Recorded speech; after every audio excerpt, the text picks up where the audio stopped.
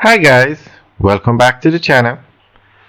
Today we're going to talk about the need for more airports in Jamaica.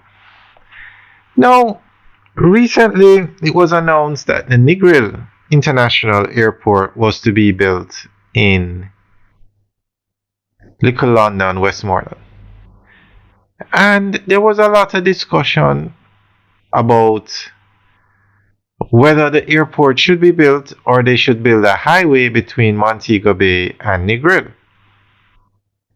Now, the government wants to build an Negril International Airport, but the opposition is saying you don't need to focus on building a highway from Montego Bay to Negril. Now, in Montego Bay, you have the Sangster International Airport, the largest airport in Jamaica and the third largest or the third busiest in the Caribbean. Now, we're going to go through an article that gives an update on the winter tourist season for 2024-25. And as you know, the tourism product in Jamaica is second to none. Jamaica is leading the Caribbean when it comes on to tourism.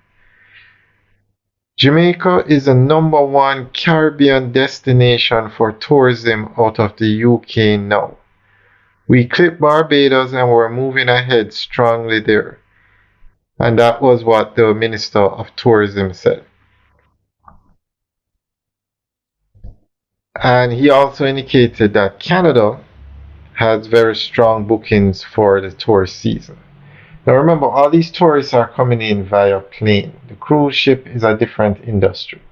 So these are coming in via planes, and these planes need airports.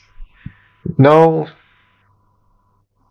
just to give you an example of how tourism is growing in Jamaica, out of the US, they have added 70,000 more seats for the winter tourist season. 70,000 more seats. That is, let's say the average plane carries 300 people.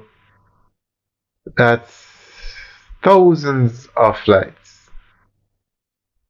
No, that would be a lot more flights. Hundreds more flights coming into the Jamaican airports. And that's just out of the US. Then you have South America, where you have 45,000 additional seats coming out of just South America. And that's why Jamaica needs to expand the number of airports that they have. Now, currently we have two international airports, Norman Manley in Kingston and Sangster International in Montego Bay. We have a third one in Ocho Rios, but it's more an aerodrome. It can't land these big planes. It can't land a plane coming from South America. I shouldn't say that. It can't land the bigger planes that most airlines fly. So it's really not helping the situation at all. So now you come to the Negril airport to be built in Negril. And that's why this airport is needed, because that's just this year. So can you imagine next year when more hotels are finished, more hotel rooms become available, the number of flights to Jamaica could easily double, triple. And I must say, the tourism minister is doing an excellent job. He is getting the job done.